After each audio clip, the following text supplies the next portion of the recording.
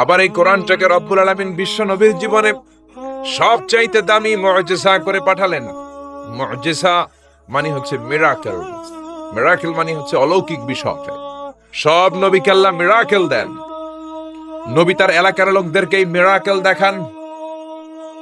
এই মিরাকেল দেখিয়ে দেখিয়ে নবী তাদেরকে ইমানদার বানান। সব নবীকে মিরাকেল দেয় কে? মিরাকেল। আবার মিরাকেল আক্কেল একটা কি যেন আছে, ওইটা না, অলৌকিক বিষয় যেটা নবী দেখান এলাকার মধ্যে।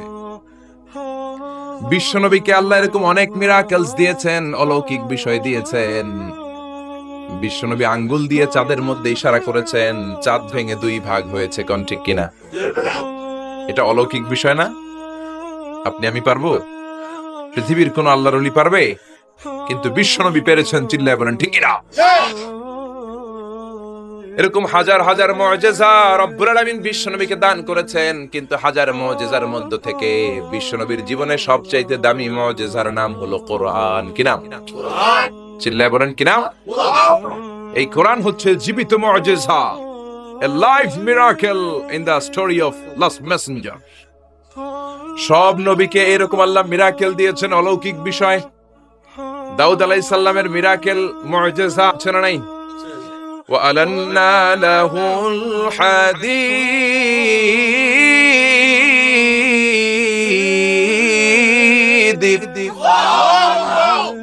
আল্লাহ কোরআনে বললেন, আমি আমার পয়গম্বর দাউদ আলাইহিস সালামকে যে মিরাকেল বা অলৌকিক বিষয়টা দিয়েছি সেটা হলো লোহাকে নরম করার ক্ষমতা। সাইয়েদনা দাউদ আলাইহিস সালাম লোহার মধ্যে ধরলে লোহা গলে যেত, নরম হয়ে যেত। এই পৃথিবীতে সর্বপ্রথম সাইয়েদনা দাউদ আলাইহিস সালাম ছুরি বানিয়েছেন, দা বানিয়েছেন, কোদাল বানিয়েছেন, রামদা বানিয়েছেন। সাইয়েদনা দাউদ আলাইহিস সালামের আগে কেউ পৃথিবীতে কোনোদিন ছুরি বটি আর দা বানাতে পারে নাই। কারণ তিনি লোহা ধরলে গলে যেত, নরম হয়ে যেত। উনি ওইটাকে একটা স্ট্রাকচার প্যাটার্নে নিয়ে ছুরি বানাতেন। এই যে আমার সামনে মাইকেল লোহা, আমি মিজানুর রহমান আজহারী গায়ের যত জোড় আছে এরকম বাঁকা করলে লোহা বাঁকা হবে নাকি? লোহা গলে নরম হবে নাকি? আপনি ধরলে নরম হবে? কিন্তু দাউদ আলাইহিস সালাম লোহাকে টাচ করলেই গলে নরম হয়ে যেত। পাথর দিয়ে চাপটা করে করে যেমন খুশি তেমন ছুরি বানাতেন, দা বানাতেন, শাবল বানাতেন। এটা আর কেউ পারতো না, কারণ এটা দাউদ নবীর মুআজিজা। চিল্লায় বলেন ঠিক কিনা? দাউদ আলাইহিস সালাম ইন্তেকাল করলেন, পৃথিবীতে নাই নাকি আছে? দাউদ নবী বেঁচে আছে? উনি নাই, উনি চলে গেলেন। উনি চলে যাওয়ার পর কেউ কি উনার পরে আর লোহাকে এরকম গলাতে পেরেছে নাকি? নরম করতে পেরেছে নাকি? তার মানে দাউদ নবী শেষ, সাথে সাথে দাউদ নবীর মুআজিজাও শেষ। জোরে কোন ঠিক কিনা? দাউদ নবী চলে গেলেন, দাউদ নবীর মুআজিজাও চলে গেল। জোরে বলেন ঠিক কিনা? এরপরে মুসা আলাইহিস সালামের মুআজিজা আছে না নাই? আমা তিলকা বিয়ামিনিকা ইয়া মুসা, ও মুসা তোমার ডান হাতে কি? সাইয়েদনা মুসা আলাইহিস সালাম বললেন, হিয়া আসায়া, এটা আমার লাঠি। এই লাঠি ছিল মুসা আলাইহিস সালামের মুআজিজা। মুসা আলাইহিস সালাম এই লাঠি মাটিতে গেড়ে দিলে গাছ হয়ে যেত, সাগরে রেখে দিলে ব্রিজ হয়ে যেত, ফেরাউনের সামনে রেখে দিলে বিশাল অজগর সাপ হয়ে যেত। কোন সুবহানাল্লাহ। মুসা আলাইহিস সালাম চলে গেলেন, ইন্তেকাল করলেন, কিন্তু ওনার লাঠিটা পৃথিবীতে ছিল। মুসা নবী মরে গেলেন, কিন্তু ওনার লাঠি ছিল। কিন্তু উনি চলে যাওয়ার পরে ওনার এই লাঠিটা দিয়ে কেউ কোনোদিন সাপ বানাতে পেরেছে নাকি? গাছ বানাতে পেরেছে নাকি? ব্রিজ বানাতে পেরেছে নাকি? তার মানে মুসা নবী শেষ, সাথে সাথে মুসা নবীর মুআজিজাটাও শেষ। যেরকম ঠিক কিনা? মুসা নবী চলে গেলেন, মুসা নবীর মুআজিজাও চলে গেল। ঈসা আলাইহিস সালামের মুআজিজা আছে না নাই? ঈসা নবীর মুআজিজা, it was very dangerous মুআজিজা in the world. পৃথিবীর সবচাইতে ভয়ঙ্কর মুআজিজা ছিল ঈসা নবীর মুআজিজা। আল্লাহ বললেন, ওয়া উবরিউল আকমাহা ওয়াল আবরাসা ওয়া উহয়িল মাউতা বিইযনিল্লাহ। ঈসা আলাইহিস সালামের মুআজিজা, উনি বলেন, আমি আল্লাহর আদেশে জন্মান্ধ, রাতকানা, দিনকানা রোগীর চোখকে ভালো করে দেই। অন্ধ রোগীর চোখে হাত বুলিয়ে দিলে, ঈসা নবী হাত বুলিয়ে দিলে ওই লোকটার চোখ ভালো করে দিত কে? আবার চামড়ায় শ্বেত রোগী, ধবল রোগী, কুষ্ঠ রোগীর গায়ে হাত বুলিয়ে দিলে হাত ভালো করে দিত কে? আবার কবরের সামনে দাঁড়িয়ে, লাশের সামনে দাঁড়িয়ে সাইয়েদনা ঈসা নবী যদি বলতেন, ইয়া আব্দুল্লাহ কুম বিইযনিল্লাহ, কবরের লাশ দাঁড়িয়ে যাও, মুহূর্তে লাশ দাঁড়িয়ে যেত। সুবহানাল্লাহ। মরা লাশ জীবিত হয়ে যেত। এটা ওনার মুজিজা। সাইয়েদনা ঈসা নবীর যদি কখনো হরিণের গোশত খাওয়ার ইচ্ছে হতো, কিসের গোশত খাইছেন? খাইছেন? খেয়েছো? হরিণের গোশত খাওয়ার যদি ইচ্ছে কখনো ঈসা নবীর হতো, উনি জঙ্গলের সামনে যে হরিণগুলোর ডাক দিতেন, ইয়া দাবি তাআল, এই হরিণ সামনে আয়। লাফিয়ে লাফিয়ে হরিণগুলো সামনে চলে আসতো। উনি দেখে দেখে চুজ করতেন কোন হরিণের গোশত খাবেন, ওই হরিণটারে হাতে নিতেন। ছুরি নিয়ে নিজ হাতে হরিণের গলায় ছুরি বসিয়ে জবাই করতেন। চামড়াটা কেটে কেটে গোশতগুলো আগুন দিয়ে ঝলসে ঝলসে বারবিকিউ করে খেতেন। কিন্তু হরিণের হাড্ডি খেতেন না। কি খেতেন না? গোশত খেতেন, হাড্ডি খেতেন না। হাড্ডিগুলোর স্তূপ করে জমা করে রাখতেন। খাওয়ার পরে হাড্ডির দিকে ইঙ্গিত করে বলতেন, কুম বিইذনিল্লাহ, ও হরিণের মরা হাড্ডি, আল্লাহর আদেশে জীবিত হয়ে জঙ্গলে চলে যা। বলতে দেরি হতো, মরা হাড্ডি থেকে জীবিত হরিণ হয়ে জঙ্গলে যেতে দেরি হতো না। এটা ঈসা আলাইহিস সালামের মুজিজা। উনি মৃত জিনিসকে জীবিত করতে পারতেন। উনিও চতুর্থ আকাশে চলে গেলেন। উনি চলে যাওয়ার পরে উনার কোন খ্রিস্টান উম্মাত কোন অন্ধ রোগীর চোখের মধ্যে হাত বুলালে চোখ ভালো হবে নাকি? চোখের পাওয়ার যেটা আছে ওইটাও যাইব, ঠিক কিনা? ধবল রোগী, শ্বেত রোগী, কুষ্ঠ রোগীর গায়ের মধ্যে হাত বুলিয়ে দিলে রোগ ভালো হবে নাকি? মরা লাশের সামনে দাঁড়িয়ে যদি বলে কুম বিইذনিল্লাহ, ও লাশ তুই মুহূর্তের মধ্যে জীবিত হয়ে দাঁড়িয়ে যা, লাশ দাঁড়াবে নাকি? এই ঈদগাতে মাঝে মাঝে জানাজার নামাজ হয় না? ধরেন আজকে একটা জানাজার নামাজ, সামনে লাশ, আপনারা দাঁড়ায় আছেন। একজন সামনে যায়, লাশের সামনে যায় বলে, এই লাশ তুই দাঁড়া, এই তুই দাঁড়া। আপনারা কি বলবেন? বলবেন লাশ দাঁড়ানোর আগে তুমি একটা পাবনার টিকিট কেটে আসো। জোরে বলেন ঠিক না? কারণ মাথার মধ্যে ঝামেলা ঢুকেছে, পাগলামি ঢুকেছে, লাশ দাঁড়াবে না। আর লাশ দাঁড় করানো তো ঈসা নবীর মুজিজা। জোরে কোন ঠিক না? তার মানে ঈসা নবী চলে গেলেন, ওনার মুজিজাও চলে গেল। ওনার মুজিজা কেউ দেখাতে পারে না। ঈসা নবী শেষ, সাথে সাথে মুজিজাও শেষ। খেয়াল করে বুঝেন। দাউদ নবী চলে গেলেন, দাউদ নবীর মুজিজাও চলে গেল। মুসা নবী চলে গেলেন, মুসা নবীর মুজিজাও চলে গেল। ঈসা আলাইহিস সালাম চলে গেলেন, ঈসা নবীর মুজিজাও চলে গেল। বিশ্ব নবী চলে গেলেন, বিশ্ব নবীর মুজিজা কোরআন কি চলে গিয়েছে নাকি? বিশ্বনবীর সবচাইতে দামি মুজিজা কোরআন আছে না নাই? বিশ্বনবী ইন্তেকাল করলেন, বিশ্বনবীর উপর নাজিল হওয়া সবচাইতে দামি মুজিজা কোরআন কি ইন্তেকাল করেছে নাকি? কোরআন ইন্তেকাল করে নাই, কোরআন মরে যায় নাই, কোরআন চলে যায় নাই। Up to the day of judgement, up to the day of resurrection কোরআন থাকবে। কোরআন হেদায়েতের আলো ছড়িয়ে যাবে। চিল্লায় বলেন ঠিক কিনা? এজন্য জীবনের সব অঙ্গনে এই কোরআন মানতে রাজি আছেন তো? কিছু মানবেন, কিছু মানবেন না এমন না তো? তাফসিরুল কোরআনে আসবেন তো? একদল আছে তাফসিরুল কোরআন, এটা ভালো লাগে না। তাফসিরুল কোরআন এই শব্দটাই তাদের ভালো লাগে না। তাফসিরুল কোরআন শুনলেই এদের গায়ে চুলকানি হয়, আছে না নাই? নামাজের রোজার ধারে ধারে না, তাফসির মাহফিল চোখে সয় না। জোরে কোন ঠিক কিনা? নামাজ রোজার ধারে ধারে না, তাফসির মাহফিল চোখে সয় না। শুধু খেলে কভু একবার ওই গুনাতি হাতুর ফাঁকি দিলি শুধু জনগণকে। আল্লাহর দরবারে বরখাস্ত খাস্ত হায়, পাপ করিবার হস্ত হস্ত হায়। তাই যদি হয় ব্যস্ত ব্যস্ত, কি করিলি দুনিয়াতে নিজেকে সঠিক বলে। ফাঁকি দিলি শুধু জনগণকে। আল্লাহর দরবারে বরখাস্ত খাস্ত হায়, পাপ করিবার হস্ত হস্ত হায়। তাই যদি হয় ব্যস্ত ব্যস্ত। চিল্লা বলেন ঠিক না? তাফসির মাহফিল ভাল লাগে না, গায়ে চুলকানি হয়। কিন্তু তাফসির দিয়ে যে এদেশে কত খেদমত হয়েছে, কত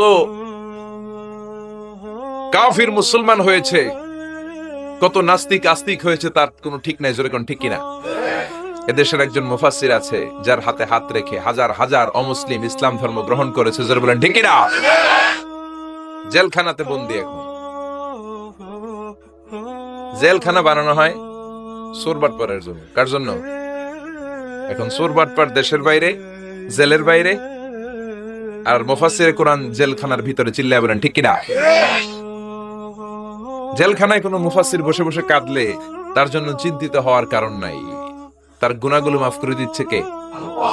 তাকে ওলিদের শিরোমণি বানিয়ে দিচ্ছে কে?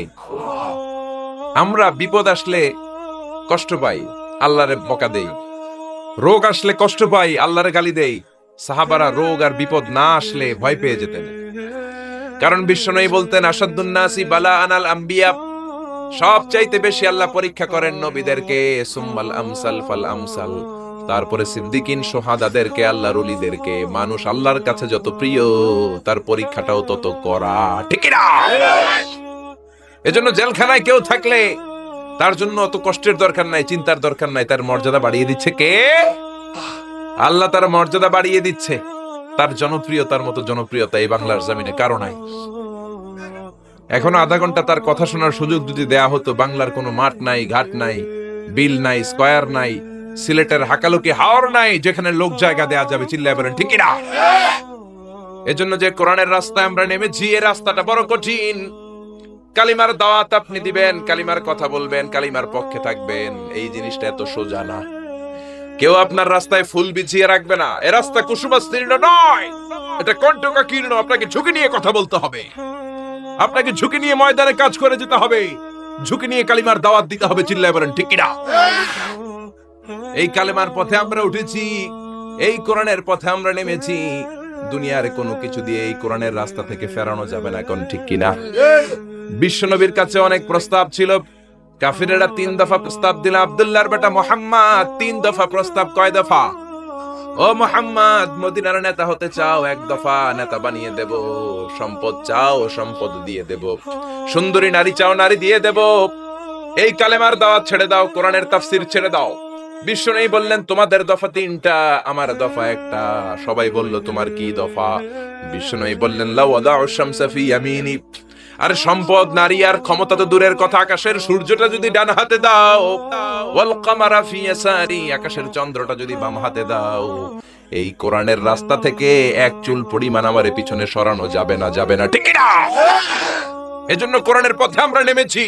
আমরা ভয় পাই একজনকে, সে আল্লাহর খুশির জন্য এই পথে আমরা আন্দোলন চালিয়ে যাবো, জোরে বলেন ঠিক না?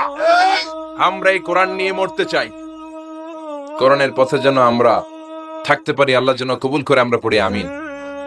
আসুন সেই কোরআন থেকে আমরা কথা শুনি, সরাসরি কোরআন থেকে তাফসীর শুনে। রাজি আছেন তো? কষ্ট হচ্ছে না তো? মন খারাপ করে দিলাম না তো? এই মুফাসসিরে কোরআনের কথা শুনলে সবার মন খারাপ হয়ে যায়। একজন মানুষের কত জনপ্রিয়তা। আমি আজকে 50 বছর কোরআনের তাফসীর করেছি সারা বাংলাদেশে, সারা পৃথিবীতে। আমাকে বানানো হয়েছে যুদ্ধ অপরাধী, আমাকে বানানো হয়েছে চোর, ডাকাত, হত্যাকারী, ধর্ষণকারী। আমি আল্লাহর নামে কসম করে বলছি, আল্লাহ তোমার ইজ্জতের কসম, তোমার সম্মানের কসম, 1971 সনে 1 ফোঁটা বাড়ি বা কাদা আমার গায়ে লাগে নাই, লাগে নাই, লাগে নাই। কিন্তু আপনারা তো ওনার কথা শুনে চোখের পানি ছেড়ে দিলেন। আমি কি আপনার জন্য 2 রাকাত নফল নামাজ পড়ে দোয়া করব? নেভার। আমি জাস্ট একটা দোয়া পড়ে ফু দিয়ে দিব। কিন্তু আপনারা তার জন্য নফল নামাজ পড়েও দোয়া করেছেন। আমি কি আপনার জন্য 2টা রোজা রেখে দোয়া করব? আপনারা তো তার জন্য রোজা রেখেও দোয়া করেছেন। এদেশের মানুষ দেহের তাজা রক্ত বিলিয়ে দিতেও কোরআনের জন্য কুণ্ঠাবোধ করে না। চিল্লায় বলেন ঠিক কিনা? এজন্য জীবনের সব অঙ্গনে সেই কোরআনের আইনগুলো মানার দরকার আছে না নাই? আল্লাহ আমাদেরকে to the right sense of direction, সঠিক পথে চলার তৌফিক দান করুক, উত্তম ফয়সালার দিকে যাওয়ার তৌফিক দান করুক। আমরা পড়ি আমিন। কোরআনের সবচেয়ে যে দামি আয়াত, ওই আয়াতটার তাফসীর আজকে করব।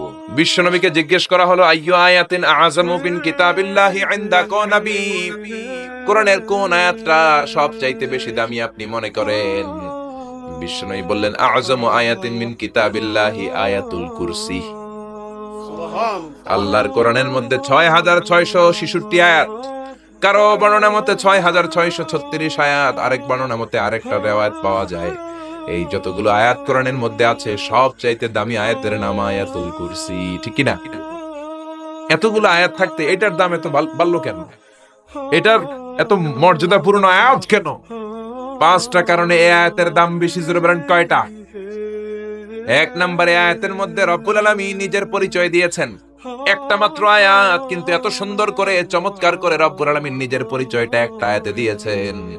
গোটা কোরআন তন্ন তন্ন করে তালাশ করলে আর কোন জায়গায় এত সুন্দর পরিচয় আল্লাহর পাওয়া যায় না। এখন সুবহানাল্লাহ। এজন্য এই আয়াতটার দাম এত বেশি। আবার এই আয়াতের মধ্যে রব্বুল আলামিন তাওহীদের কথা বলেছেন। কিসের কথা? তাওহীদেরই মুর্শিদ আমারে মুহাম্মাদের নাম বলো, মুহাম্মাদের নাম। আল্লাহর নাম জপলে বুঝতে পারি আল্লাহরই কালাম বলো, মুহাম্মাদের নাম। আল্লাহু আকবার। আল্লাহ তার একত্ববাদের ঘোষণা দিলেন, তিনি যে এক এবং একক। এই ঘোষণাটা আয়াতের মধ্যে আছে, এই জন্য আয়াতের মর্যাদা বাড়িয়ে দিয়েছে কে? আবার এই আয়াতের মধ্যে আল্লাহর 4টা সিফাতি নাম আছে। জোরে বলেন কয়টা? 1 নম্বরে আল হাইয়্যু, 2 নম্বরে আল কাইয়্যুম, 3 নম্বরে আল আলী, 4 নম্বরে আল আযীম। এই 4টা আল্লাহর সিফাতি নাম এই আয়াতের মধ্যে থাকার কারণে আয়াতের মর্যাদা বাড়িয়ে দিয়েছে কে? আবার এই একটা আয়াতে রব্বুল আলামিন তিনি যে কত ক্ষমতাবান, তার কুদরত যে কত বড়, তার জ্ঞানের সীমানা যে কত বড়, এগুলোর বর্ণনা দিয়েছেন। আবার এই আয়াতের মধ্যে আল্লাহ কুরসির বর্ণনা দিয়েছেন। কুরসি হচ্ছে পৃথিবীতে, মহাবিশ্বে আল্লাহ যে 4টা জিনিস সর্বপ্রথম তৈরি করেছে, আরশ, কুরসি, লৌহ, কলম, এই 4টা জিনিসকে মহাবিশ্বে আল্লাহ সর্বপ্রথম তৈরি করেছেন। এই কুরসির কথাও এই আয়াতের মধ্যে আছে না নাই? এই কুরসি শব্দটা থেকেই আয়াতের নামকরণ করা হয়েছে আয়াতুল কুরসি। এরপরে বিশ্বনবী আপনাদেরকে বললেন, মান কারা আয়াতুল কুরসি দুবুরা কুল্লি সালাতিন মাকতুবাতিন লাম ইয়ামনাহু মিন দুখুলিল জান্নাতি ইল্লাল মাউত। কেউ যদি প্রত্যেক ফরজ নামাজের পরে একবার করে আয়াতুল কুরসি পড়ে, সে জান্নাতে ঢোকার ক্ষেত্রে কোনো বাধা নাই, একটাই বাধা, তার মরণ। লোকটা মরে না, তাই জান্নাতে যায় না, মরলেই জান্নাতি। আল্লাহু আকবার। এই জন্য প্রত্যেক ফরজ নামাজের পরে আয়াতুল কুরসি পড়ার দরকার আছে না নাই? It should be a special wazifa for every Muslim at every evening and every morning. After every congregational prayer you offer in mosque. প্রত্যেক জামাতে নামাজের পরে প্রত্যেক মুসলমানের ওয়াজিফা হওয়া দরকার আয়াতুল কুরসি। ইমাম সাহেব সালাম ফিরাবে, সালাম ফেরানোর পরে আপনি আয়াতুল কুরসি পড়বেন। কিন্তু ইমাম সাহেবরা তো সময় দেয় না। আমাদের দেশে সালামের পরে হুট করে একটা মুনাজাত আছে না নাই? মুনাজাত দিবেন, সমস্যা নাই, কিন্তু আগে তাসবিহ পড়বেন। আমাদের দেশে এরকম আসসালামু আলাইকুম, আসসালামু আলাইকুম রাহমাতুল্লাহ, আমিন, ইয়া রহমান রাহিম, শেষ। তো আপনি কি চাইলেন আল্লাহর কাছে? কি চাইলেন? আমিন ইয়া রহমান রাহিমিন।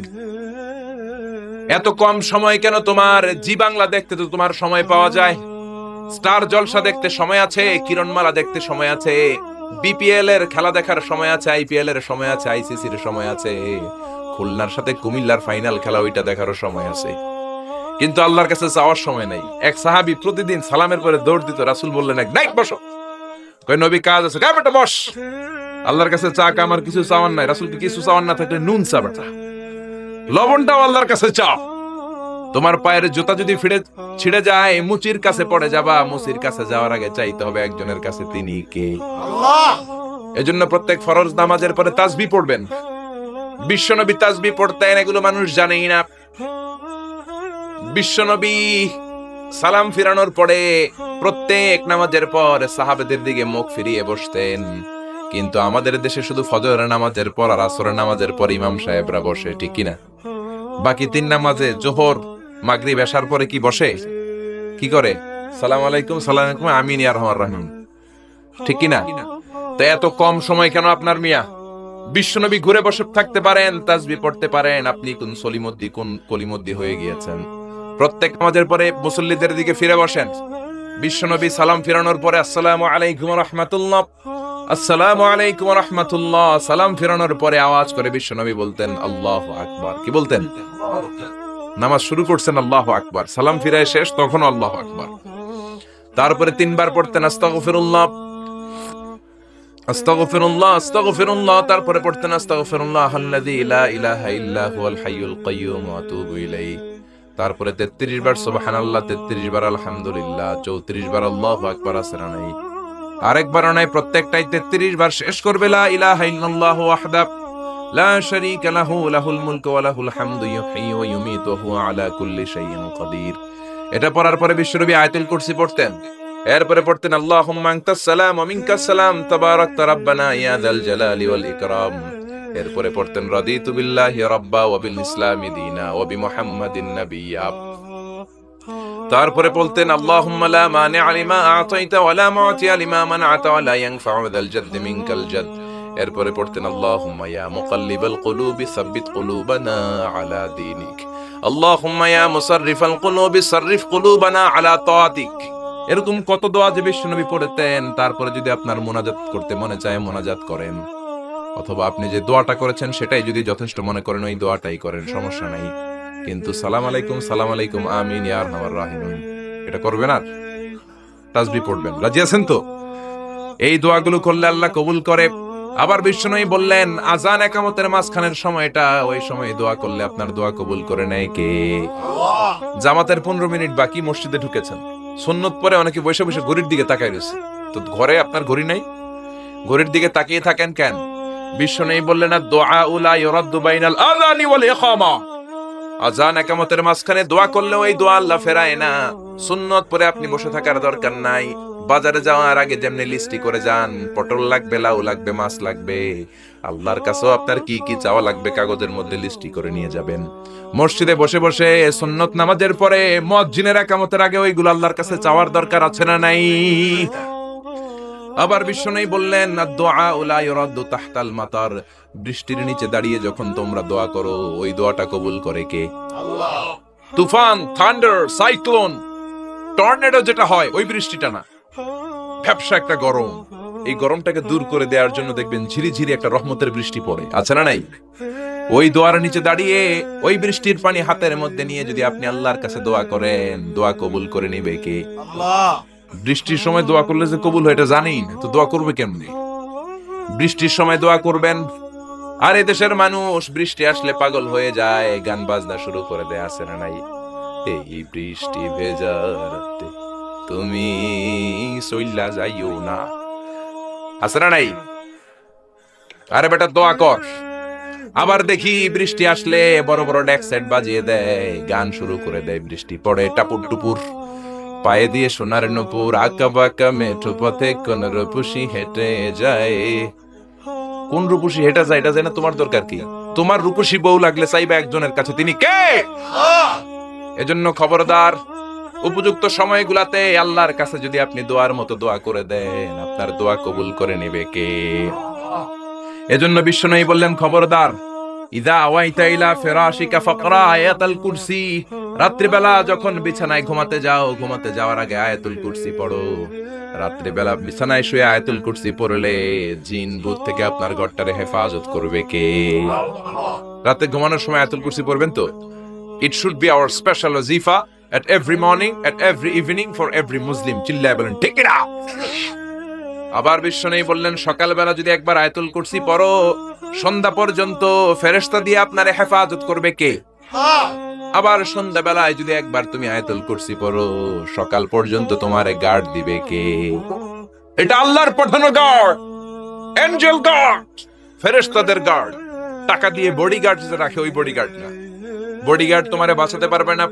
অনেক মন্ত্রীর দুই দিকে বডিগার্ড, গুলি লাগছে মন্ত্রীর কপালে, সবাই যে বডিগার্ড ধরে, এই বেটা 50,000 করে বেতন বডিগার্ড, মন্ত্রী মূল্য কেমনে? বডিগার্ড আমি তো বডিগার্ড, আমি তো রুহু গার্ড না।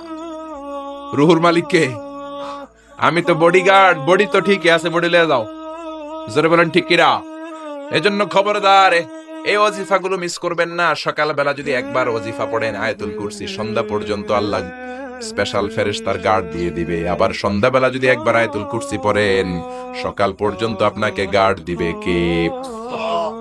আবার এই একটা আয়াতের মধ্যে ইসমে আজম আছে, আল ইসমুল্লাহিল আযম। আল্লাহর 99টা নামের মধ্যে থেকে একটা ইসমে আজম, কিন্তু কোনটা কেউ জানে না একজন ছাড়া, তিনি কে?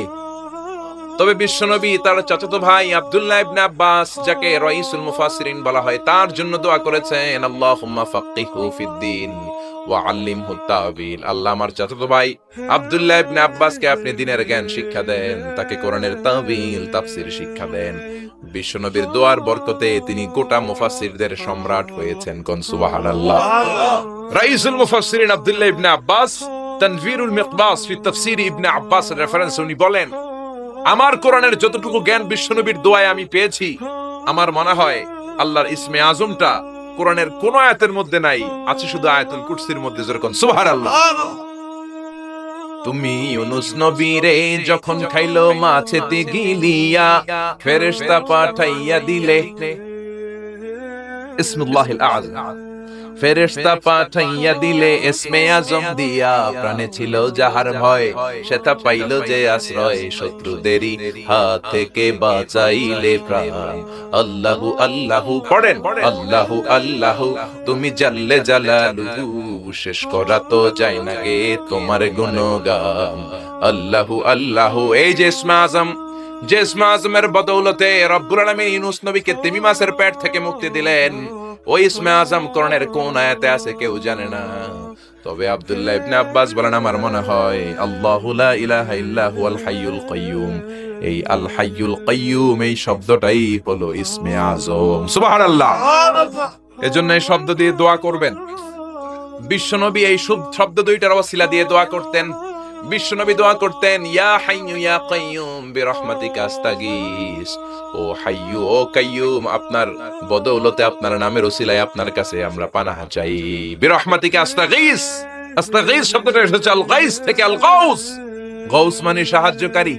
গাউসুল আজম কার নাম? নাকি আব্দুল কাদের জিলানীর নাম? খবরদার, গাউসে পাক আব্দুল কাদের জিলানী নয়, গাউসে পাক হলেন আল্লাহ। গাউসুল আজম আব্দুল কাদের জিলানী নয়, গাউসুল আজম হলো আল্লাহ। গাউস মানে সাহায্যকারী, আল আজম মানে মহান। মহান সাহায্যকারী তো একজন, তিনি কে? এজন্য খবরদার আল্লাহর ওলিরে আল্লাহর ওলি বলে ডাকবেন। ওলিকে আল্লাহর চেয়ারে বসানোর দরকার নাই, যেরকম ঠিক কিনা? আব্দুল কাদের জিলানী অনেক বড় আল্লাহর ওলি ছিলেন। উনি নিজে কোনোদিন নিজের গাউসে আজম বলেন নাই। আপনি কেমন করে বলেন?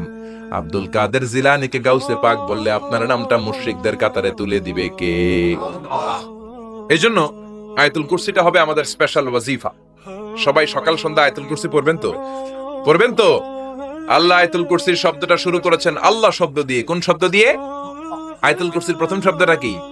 আল্লাহু লা ইলাহা ইল্লা হুয়াল হাইয়ুল কাইয়ুম। আল্লাহ, এই শব্দটা দিয়ে আয়াতুল কুরসি শুরু। এই আল্লাহ শব্দটা আল্লাহর আসল নাম। কি নাম? জোরে বলেন, কি নাম? এটাকে বলে ইসমুজ জাত। আল্লাহর জাতি নাম, আল্লাহর আসল নাম। আল্লাহ নিজেই আল্লাহর নাম রেখেছেন। আল্লাহর নাম রেখেছে কে? আপনার নাম আল্লাহ রাখেন নাই, আপনার নাম রেখেছে আপনার দাদা, আপনার নাম রেখেছে আপনার কাকা, আমার নাম রেখেছে আমার দাদা, আমার বাবা। গোটা বিশ্বের সবার নাম তার বাবা তার দাদারা রাখে, কোন ঠিক কিনা? কিন্তু আল্লাহর কি বাবা কিংবা দাদা আছে নাকি? তো ওনার নাম তো একজনের রেখে দেওয়া লাগবে।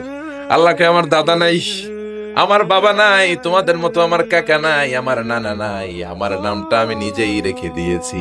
আল্লাহু আকবার। আল্লাহ বললেন, ইন্নানি আনাল্লাহু লা ইলাহা ইল্লা আনা ফা'বুদনি ওয়া আকিমিস সালাতা লিযিকরি। ইন্নানি আনাল্লাহ, আমি হলাম আল্লাহ, আমি ছাড়া কোনো ইলাহ নাই, আমার শরণে নামাজ কায়েম করো। আল্লাহর নাম কেউ রাখে নাই, আল্লাহ নিজেই রেখেছেন, কোন ঠিক কিনা? আবার আল্লাহ নামে আল্লাহ ছাড়া দুনিয়াতে কেউ নাই। আল্লাহ নামে আল্লাহ ছাড়া দুনিয়াতে আর কেউ আছে? আল্লাহ ছাড়া আর কারো নাম কোনদিন আপনি শুনছেন? আল্লাহ। আমি পৃথিবীর অনেক দেশ ঘুরছি, কম করে 1 ডজন দেশ আমি পৃথিবীতে ঘুরেছি। আমি কোথাও কারো নাম আল্লাহ শুনি নাই। আপনি শুনেছেন? কেউ শোনেন নাই। শুনবেন কোত্থেকে? কারণ আল্লাহ নামটা আল্লাহর ছাড়া আরো কারো নাই। চিল্লায় বলেন ঠিক কিনা? এমনকি কোন নাস্তিকও তার নিজের নাম আল্লাহ বলে না, কোন শয়তানের গড ফাদারও নিজের নাম আল্লাহ বলে নাই, এমনকি ফেরাউনও তার নিজেকে আল্লাহ বলে নাই। ফেরাউন নিজেকে দাবি করেছে আমি বড় রব। ফাহাশারা ফানাদা ফাকালা আনা রাব্বুকুমুল আ'লা। মিশরের সব লোককে জড়ো করে সে বলে নাই আমি আল্লাহ, সে বলেছে আমি তোমাদের বড় রব, আমি তোমাদের বড় খোদা। আসলে খোদা না হুদা? জোরে বলেন, খোদা না হুদা? এই জন্য বেয়াদবটাকে রব্বুল আলামিন সাগরের লোনা পানির মধ্যে ডুবিয়ে ডুবিয়ে মেরেছেন। সাইয়েদনা মুসা আলাইহিস সালামকে মারার জন্য পেছন থেকে হামলা করা হলো। সাইয়েদনা মুসা আলাইহিস সালাম লোহিত সাগরের দিকে দিলেন একটা দৌড়ে, দৌড়াতে দৌড়াতে সামনে লোহিত সাগর। আল্লাহর কাছে চোখের পানি ছেড়ে দিয়ে ডেকে বলেন, আল্লাহ, সামনে বিশাল লোহিত সাগর, কেমন করে পার হব? সাঁতার কেটে তো লোহিত সাগর পার হওয়া যায় না। পেছন থেকে ফেরাউনের বাহিনী আমাদেরকে মারার জন্য এসেছে। আল্লাহ বললেন, মুসা দোয়ার দরকার নাই, তোমার লাঠি দিছি কোন কাজের লাগে? লাঠি দিয়েছি ব্রিজ বানাবা, সাপ বানাবা, বড় বড় জিনিস বানাবা। তোমার হাতের লাঠিটা লোহিত সাগরের মধ্যে রেখে দাও, বিশাল রাস্তা আমি এমনিতেই বানিয়ে দেব। সাইয়েদনা মুসা আলাইহিস সালাম লাঠি ফেললেন, লোহিত সাগরের এক মাথা থেকে আরেক মাথা বিশাল রাস্তা। লোহিত সাগর আমি অনেকবার গিয়েছি। Red sea, it's a border sea between KSA, the Kingdom of Saudi Arabia, and the Arab Republic of Egypt. মিশর এবং সৌদি আরবের মাঝখানে বর্ডার সাগর, এটা লোহিত সাগর। এটার এই মাথায় দাঁড়ালে ওই মাথায় সৌদি আরব। সুবহানাল্লাহ কবেন না? জেদ্দা নগরী। এই লোহিত সাগরে ফেরাউন ডুবে মরেছে। অনেকে বলে নীল নদে ডুবে মরেছে, ভুয়া কথা। আমি ফেরাউনের দেশের মানুষ মিয়া, এই তথ্য আমার কাছ থেকে শুনিনি। আমি ফেরাউনের দেশে ছিলাম 5 বছর, নীল নদের পানি খেয়েছি আমি 5 বছর। সরাসরি নীল নদ থেকে নিয়ে খাই নাই। আবার মিশরের সরকার রিফাইনিং করে, পরিশোধন করে পাইপলাইনের মাধ্যমে গোটা মিশরে ছড়িয়ে দিয়েছে। নীল নদ লম্বায় সবচেয়ে বড়, আড়াআড়িতে বড় নয়। আপনি ভালো সাঁতার জানলে আড়াআড়ি পাশের দিক থেকে আপনি নীল নদকে ক্রস করে ওদিকে চলে যেতে পারবেন। কিন্তু লম্বা এটা 6695 কিলোমিটার লম্বা, পৃথিবীর সবচেয়ে বড় নদ। এটা জান্নাতের নদ। বিশ্বনবী যখন মেরাজে গেলেন, 2টা নদী সিদরাতুল মুনতাহা থেকে জান্নাতে চলে যায়, আর 2টা নদী জান্নাত থেকে পৃথিবীর দিকে নামে। বিশ্বনবী ডেকে বললেন, জিব্রাইল, যেই 2টা নদী জান্নাত থেকে দুনিয়ায় নামে, এই নদীটার নাম কি? বিশ্বনবী বললেন, একটা ইরাকের ফোরাত নদী, আর একটা হলো আপনার ভাই মুসার দেশ মিশরের নীল নদী। কোন সুবহানাল্লাহ। ফেরাউন বলল, আমি জীবনে মুসারে আসতে দিব না পৃথিবীতে। আল্লাহ বললেন, তোর ঘরে আমি মুসারে বড় করে ছাড়বো। কোন ঠিক কিনা?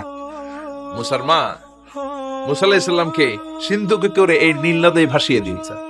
ফেরাউন এই নীল নদে মরে নাই, সে মরেছে লোহিত সাগরে মরে। বিশাল লোহিত সাগরে রাস্তা হয়ে গেল। সাইয়েদনা মুসা আলাইহিস সালাম আল্লাহর শুকরিয়া করে বনি ইসরাইলের মুমিন বান্দাদেরকে নিয়ে, তার কর্মীদেরকে নিয়ে, তার অনুসারীদেরকে নিয়ে, তার সদস্যদেরকে নিয়ে রওনা হলেন। দৌড়াতে দৌড়াতে লোহিত সাগরের এই মাথা থেকে ওই মাথা চলে গেলেন। ফেরাউন ইন দ্য মিন টাইমে চলে এসেছে তার বাহিনী নিয়ে। এসে দেখে মাশাআল্লাহ এত সুন্দর রাস্তা, বিশাল ব্রিজ, চমৎকার শক্ত ব্রিজ। বাঁশ টাস দেওয়া হয় নাই, যে ব্রিজের ভিতরে দেওয়া হয়েছে শক্ত রড। এই ব্রিজ দেখে তো মহা খুশি, মনে হয় যেন ওর বাবার টাকায় ব্রিজ বানানো হয়েছে। সে অর্ডার করলো, march on the bridge, march on my soldiers on the bridge and try to reach মুসাস। আমার এই সামনের ব্রিজটা পার হয়ে যাও, মুসাকে খপ করে ধরে নাও, আল্লাহকে দ্বারা ধরাইতেছি আমি।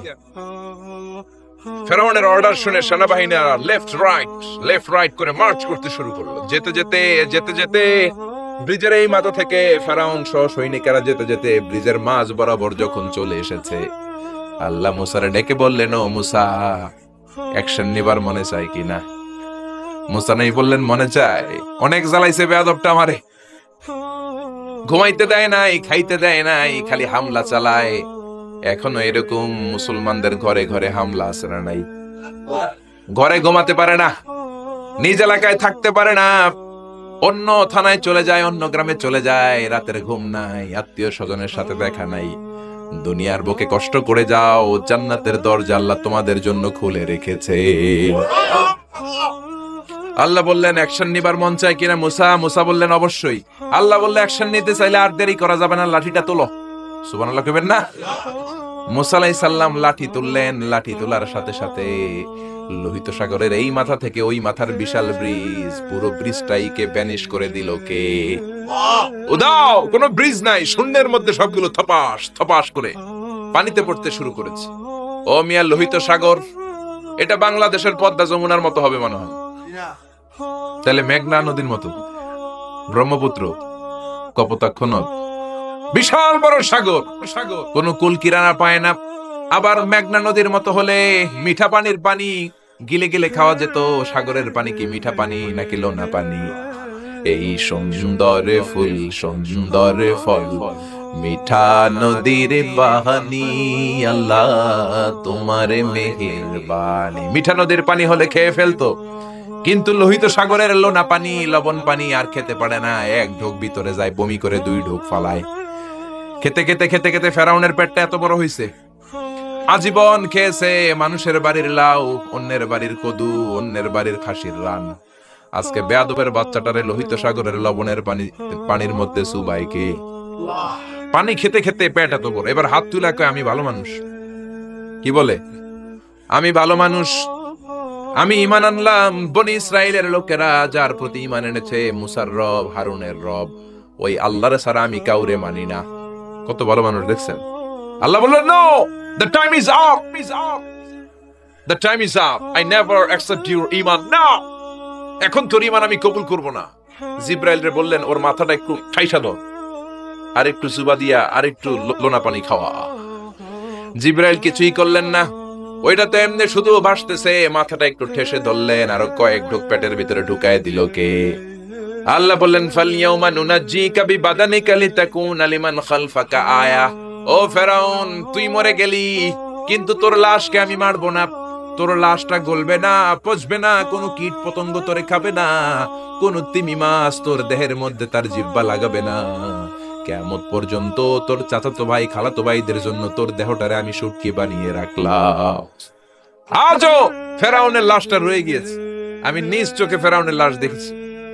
মিশরের রাজধানী কায়রোর তাহরির স্কয়ারে তাদের যে মিউজিয়াম, ন্যাশনাল মিউজিয়ামের রয়্যাল মমিস চেম্বারে, আমরা তো আজহারের ছাত্র, ফ্রিতে ঢুকতাম, ফ্রি ঢুকছি, ফ্রি লাশ দেখেছি। পুরো দেহটাকে ব্যান্ডেজ করে রাখা হয়েছে। ফেরাউনের চারদিক দিয়ে আমি ঘুরলাম, এমনি রয়েছে এমনি। আমি কই, ফেরাউন চাচা কেমন আছো? কোনো কথা নাই। আমি বললাম, আমাদের লিডার মুসারে তুমি কম জ্বালাও নাই, গ্লাসের মধ্যে তুমি আটকানো। যদি তুমি গ্লাসের ভিতরে না থাকতা, তোমার ঠ্যাং হাত একটাও থাকতো না। কোন ঠিক কিনা? ফেরাউনরে যদি আপনারা পাইতেন এই কসবা এলাকায়, ব্রাহ্মণবাড়িয়ায়, কি করতেন? আমনে গো যাওয়া লাগবেন, আমগো কোনো মাহফিলের মহিলা প্যান্ডেলের পাশ দিয়ে যাইতে পারলি হইব। বেডিরা ধইরা একেবারে সাইজ করে দিবে। জোরে বলেন ঠিক কিনা? গোটা বিশ্বের মানুষের ঘৃণা, লানত তার উপর। ওই ফেরাউনের মতো এখনো যারা আছে, তারা চলে গেল, তাদের প্রতি এরকম ঘৃণা থাকবে। চিল্লায় বলেন ঠিক কিনা? ফেরাউন চলে গিয়েছে, নমরুদ চলে গিয়েছে, কিন্তু ফেরাউনের চেলারা আছে না নাই? নমরুদের চেলারা আছে না নাই? যুগে যুগে ফেরাউন থাকবে, নমরুদ থাকবে, আর তাদের বিরুদ্ধে আপনাদেরকে মুসা আর ইব্রাহিমের ভূমিকা পালন করতে হবে। চিল্লায় বলেন ঠিক কিনা? এই পৃথিবীটা থাকার জায়গা নয়। ফেরাউন তার জলজান্ত প্রমাণ। অনেকক্ষণ আমি তাকিয়ে রইলাম জাহান্নামের এই নরক ইট্টার দিকে। শুটকি মানুষ, একটা মানুষ মরে যাওয়ার পরে মাছ যেমনি আমরা শুটকি বানাই, ফেরাউনকে কিয়ামত পর্যন্ত শুটকির মতো বানিয়ে দিয়েছে কে? পৃথিবীতে কেউ তো স্থায়ী হয় না, হোক না সে ফেরাউন কি বানরুদ। কেউ হবে চিরদিন রয় না, কেউ হবে চিরকাল রয় না। জোরে বলেন ঠিক কিনা? এজন্য আল্লাহ বললেন, গোলাম আমারে চিনে নাও।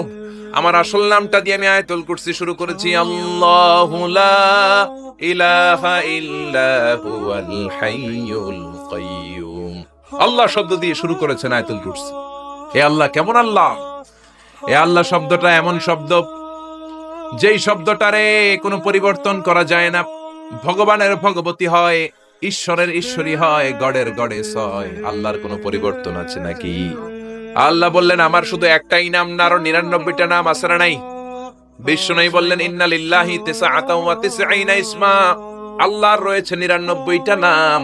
মান আহসাহা দাখালাল জান্নাহ। যে ব্যক্তি কলিজার মধ্যে 99 নাম মুখস্থ করে রাখবে, জাহান্নামের আগুন তার জন্য হারাম করে দিয়েছে কে? হারাম করে দিয়েছে আল্লাহ। এজন্য আল্লাহর 99 নাম মুখস্থ করবেন। রাজি আছেন তো? আল্লাহ বললেন, আমারে তুমি আল্লাহ বলে ডাকো কিংবা রহমান বলে ডাকো, আই ডোন্ট মাইন্ড। আমি কোনো মাইন্ড করি না। আল্লাহর 100টা নামের যে কোনো একটা নাম ধরে ডাকলেই আল্লাহ খুশি হয়ে যায়। চিল্লায় বলেন ঠিক কিনা? قل ادعوا الله أو ادعوا الرحمن أيما تدعوا فله الأسماء الحسنى। আমার নাম আল্লাহ, আমার নাম রহমান, যেটা দিয়ে ডাকো আমি খুশি। সুবহানাল্লাহ। আবার দেখেন, আল্লাহ নামটা তো সুন্দর নাম। একটা ছুরি দিয়ে আল্লাহ নামের প্রত্যেকটা অক্ষর যদি আপনি কেটে দেন, তারপরে ওই অক্ষরগুলো দিয়ে আল্লাহর পরিচয় কোরআনে আছে না নাই?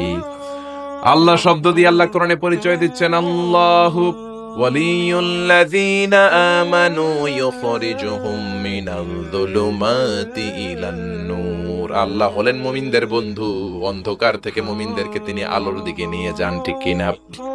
এবার আল্লাহ শব্দের আলিফ আপনি কেটে দিলেন। আল্লাহ শব্দের আলিফ কেটে দিলে থাকে কি?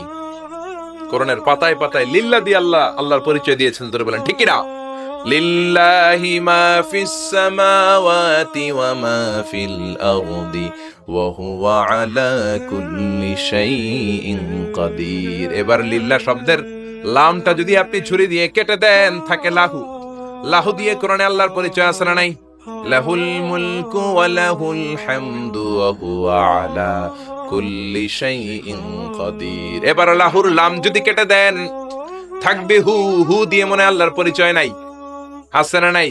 পড়েন সবাই, হু আল্লাহুল্লাযী লা ইলাহা ইল্লাহু আলিমুল গায়বি ওয়াশ শাহাদাতি হুয়ার রহমানুর রহিম। চিল্লায় পড়েন আল্লাহু আকবার। আমার আল্লাহ আমাদের সবচাইতে কাছের, জোরে বলেন ঠিক কিনা? আল্লাহ বললেন ওয়া নাহানু আকরাবু ইলাইহি মিন হাবলিল ওয়ারিদ। আমি আমার বান্দার শাহরগ, কণ্ঠনালী, যেখানে শ্বাসনালী রয়েছে, ওই শ্বাসনালীর রগের চাইতো বান্দার বেশি কাছে থাকি। কোন সুবহানাল্লাহ। আমরা বললাম আল্লাহ আপনি যদি কাছে থাকেন, আপনারা দেখি না কেন? এই শাহরগের কাছে আল্লাহ, আকরাব, অনেক কাছে, তো কাছে থাকলে দেখি না কেন?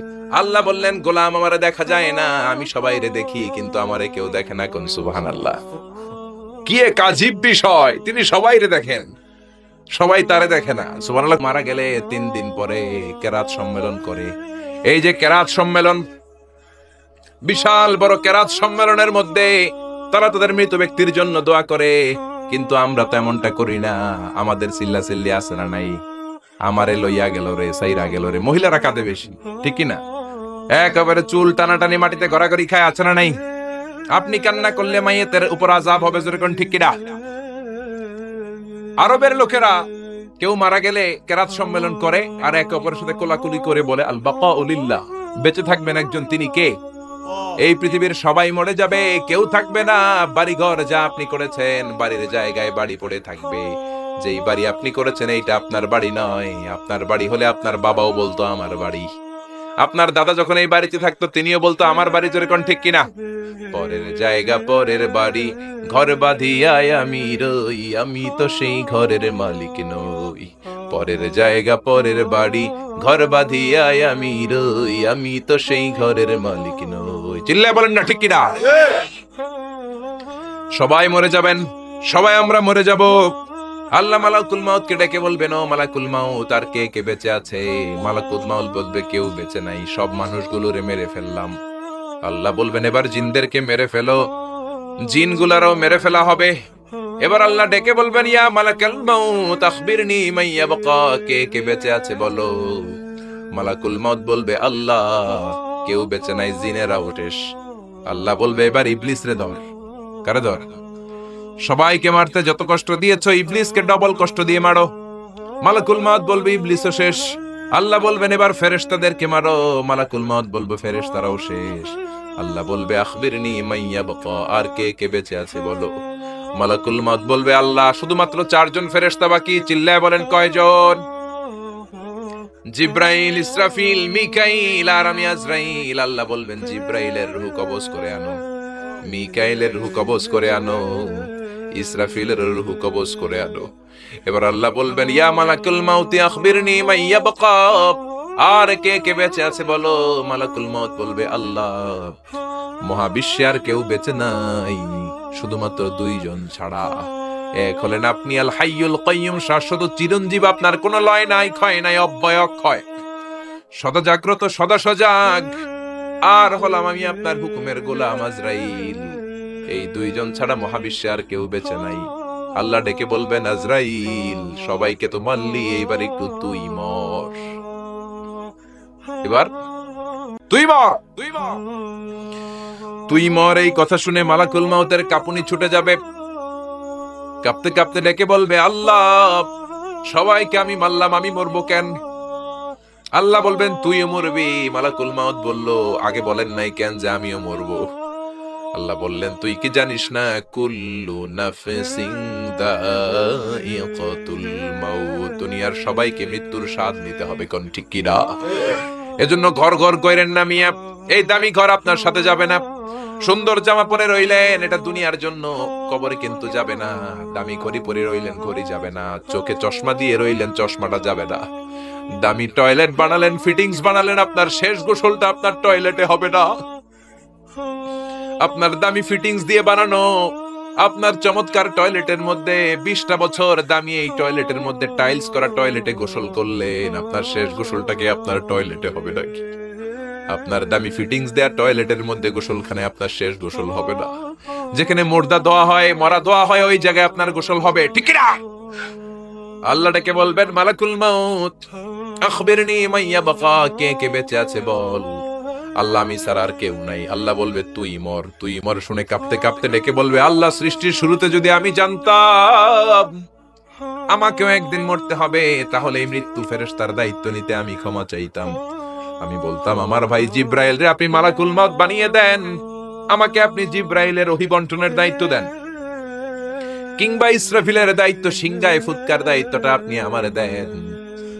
ইসরাফিল রে মালাকুল মউত বানিয়ে দেন, কিংবা আপনি মিকাইলের বৃষ্টি বন্টন করার দায়িত্বটা আমারে দিয়ে দেন, মিকাইলকে আপনি আজরাইল বানিয়ে দেন। আল্লাহ বলবেন কথা নাই। জান্নাত জাহান্নামের মাঝ বরাবর যে দাঁড়া, জান্নাত জাহান্নামের মাঝ বরাবর যে একটা জায়গা আছে, জায়গাটার নাম হলো আরাফ, ওইখানে কাঁপতে কাঁপতে কাঁপতে দাঁড়াবে।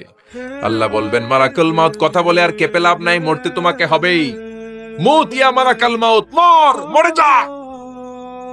এক ধমক দেওয়ার সাথে সাথে চিৎকার মেরে মালাকুল মউত জান্নাত জাহান্নামের মাঝখানে বিকট একটা চিৎকার মেরে বেহুশ হয়ে ওইখানেই মরে যাবে। বিশ্বনবী বলেন মালাকুল মউতের চিৎকার এত ভয়ঙ্কর হবে সেদিন, ওই চিৎকারের আওয়াজ যদি দুনিয়ার মানুষেরা শুনতো, কিয়ামতের জন্য আলাদা করে ইসরাফিলের সিংহার কোনো দরকার হতো না। ওই মালাকুল মউতের চিৎকার শুনলে, ওই আওয়াজে, চিৎকারের আওয়াজে দুনিয়ার সব মানুষগুলো কানের পর্দা ফেটে লাশ হয়ে তখনই মরে যেত। এবার ডানেও কেউ নাই, বায়েও কেউ নাই, সামনেও কেউ নাই, পেছনেও কেউ নাই, উপরেও কেউ নাই, নিচেও কেউ নাই, একজন ছাড়া। চিৎকার করে বলেন তিনি কে? আল্লাহ এবার ডেকে বলবেন লিমানিল মুলকুল ইয়াউম, লিমানিল মুলকুল ইয়াউম, who belongs the kingdom today. আজকে ক্ষমতা কার? এই যে ক্ষমতার বাড়াবাড়ি, এই যে ক্ষমতার অপব্যবহার, এই যে ক্ষমতা দিয়ে জুলুম করা, আজকে ক্ষমতা কার? আল্লাহ নিজেই বলবেন লিমানিল মুলকুল ইয়াউমা লিল্লাহিল ওয়াহিদিল কাহ্হার। ক্ষমতা কারোর জন্য নয়, একজনের ছাড়া, তিনি কে? এজন্য আল্লাহ বললেন আল্লাহু লা ইলাহা ইল্লা হুয়াল হাইয়ুল কাইয়্যুম। তিনি হলেন আল হাই, সব মরে যাবে একজন ছাড়া, তিনি কে? তিনি হলেন আল কাইয়্যুম। কাইয়্যুম মানে যে নিজেই স্বপ্রতিষ্ঠিত। আপনি কি স্বপ্রতিষ্ঠিত? আপনি জন্মের পরে আপনার মা আপনারে ধরে, আপনার নানি আপনার পেশাব পরিষ্কার করে, আপনার জ্বর ওঠে আপনার টিকা দেয়া লাগে, আপনার পায়খানা পেশাব আবার একজন পরিষ্কার করে দেয়, আপনার বুকের দুধ মা খাওয়ায়, মুখে তুলে খাবার খাওয়াতে হয়। 3-4 বছর আগে আপনি তো হাঁটাই শিখেন না, জোরে কোন ঠিক কিনা? তারপরে বিপদে পড়লে আমরা চাই একজনের কাছে, তিনি কে? কিন্তু আল্লাহ কি কারো কাছে চায় নাকি? গোটা বিশ্বের মানুষ তাদের প্রয়োজন পূরণের জন্য আল্লাহর কাছে ঠেকা, আমার আল্লাহ কারো কাছে ঠেকা নাকি? এজন্য তিনি আল কাইয়্যুম, তার কোনো চাহিদা নাই, তিনি কারো কাছে চান না, গোটা বিশ্ব তার কাছে চায়। চিল্লায় বলেন ঠিক না? আমাদের চাহিদার কোনো শেষ নাই, আমরা সবাই ফকিন্নি। আমরা কি দেখছেন? ফকিন্নি কইতে ভালো লাগে না নিজে। আরে আমি সবচেয়ে বড় ফকিন্নি মিয়া, আমি ফকিন্নি, আমার বাপ ফকিন্নি, আমার দাদা ফকিন্নি, আমার মা ফকিন্নি, আমার 14 গোষ্ঠী ফকিন্নি। আল্লাহ বললেন ইয়া আইয়ুহান নাসু আনতুমুল ফুকারাউ ইলাল্লাহ। ও দুনিয়ার মানুষ, তোরা সব ফকিন্নি। আনতুমুল ফুকারা ইলাল্লাহ, তোরা ফকির মিসকিন। ওয়াল্লাহু হুয়াল গনিয়ুল হামিদ, ধনী হলো একজন, তিনি হলেন আমার আল্লাহ। জোরে কোন ঠিক কিনা? এই দুনিয়ার মানুষের যত বেশি, তার চাহিদাও তত বেশি। দেখবেন যার পা নাই, এর কি কর, ল্যাংড়া, খুঁড়িয়ে খুঁড়িয়ে হাঁটে, তার চাহিদা আল্লাহ আমার যদি 2টা পা থাকতো, আমি ওই মানুষগুলোর মতো হেঁটে হেঁটে যেতে পারতাম। যেই লোকটা সুন্দরভাবে হেঁটে হেঁটে যেতে পারে, সে বলে আল্লাহ আমার যদি ওই লোকের মতো সাইকেল থাকতো, আমার হাঁটা লাগতো না, আমি সাইকেল চড়ে যেতাম। যার সাইকেল আছে তারও চাহিদা, সে বলে আল্লাহ ওই যে সুন্দর হুন্ডা চালিয়ে যায়, সাইকেল দিয়ে যেতে আমার অফিসে 2 ঘন্টা লাগে, হুন্ডা হইলে 20 মিনিটে যেতাম। হুন্ডাওয়ালা বলে আল্লাহ আমার একটা যদি প্রাইভেট কার থাকতো। এজন্য মানুষের চাহিদার শেষ নাই। চাই তো সে যে ফকির, আমরা সবাই ফকির, জোরে বলেন ঠিক কিনা?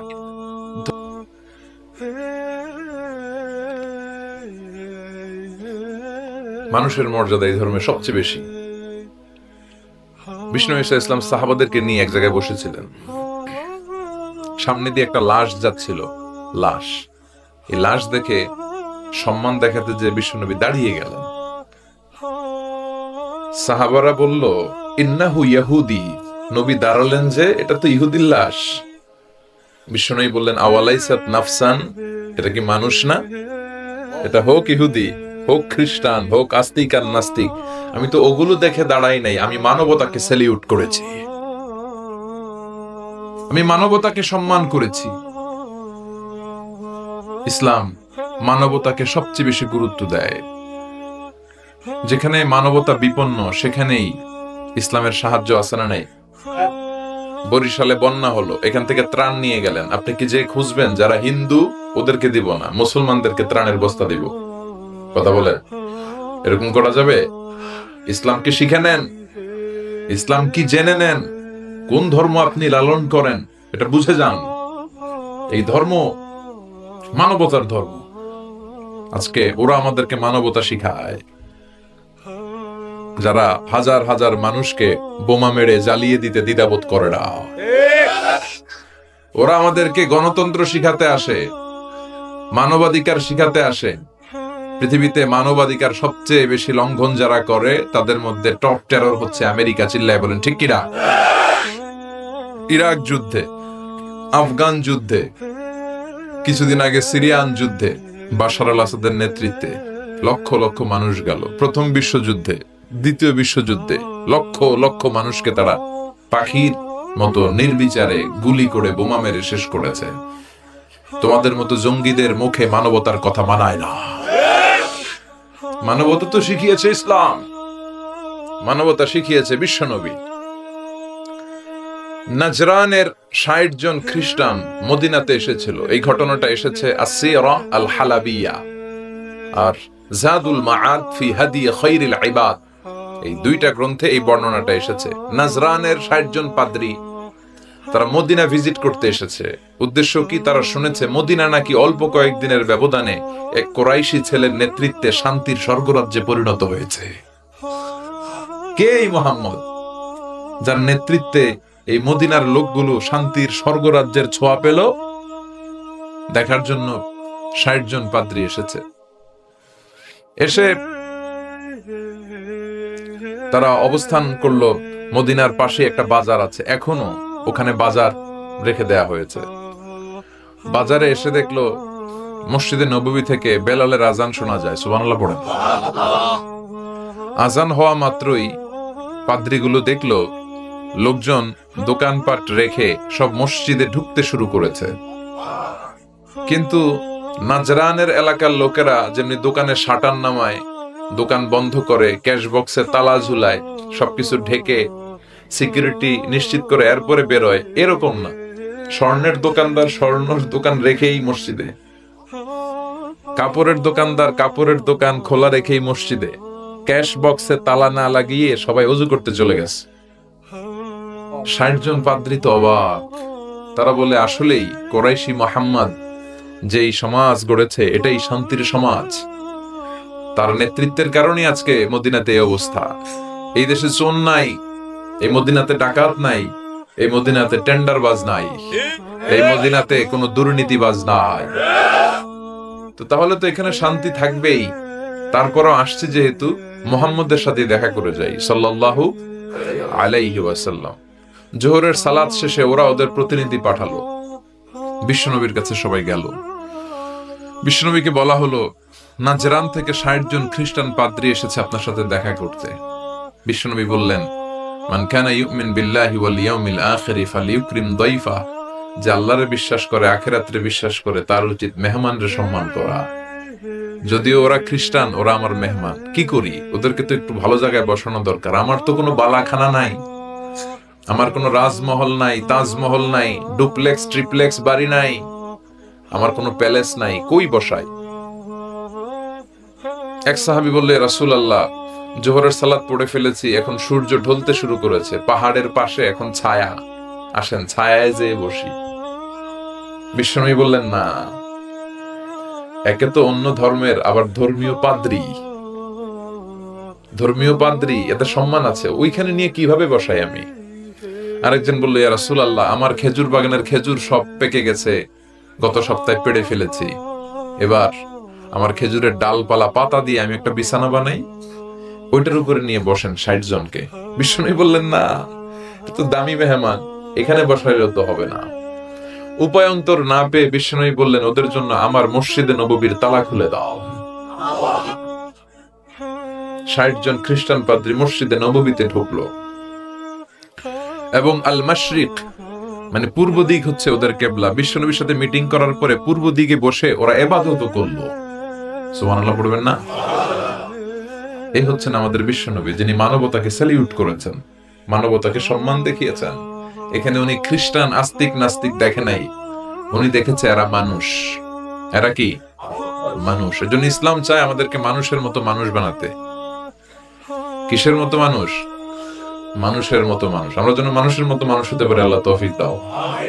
তাহলে ইসলাম যে মানবতার ধর্ম, এটা বুঝতে পারছেন?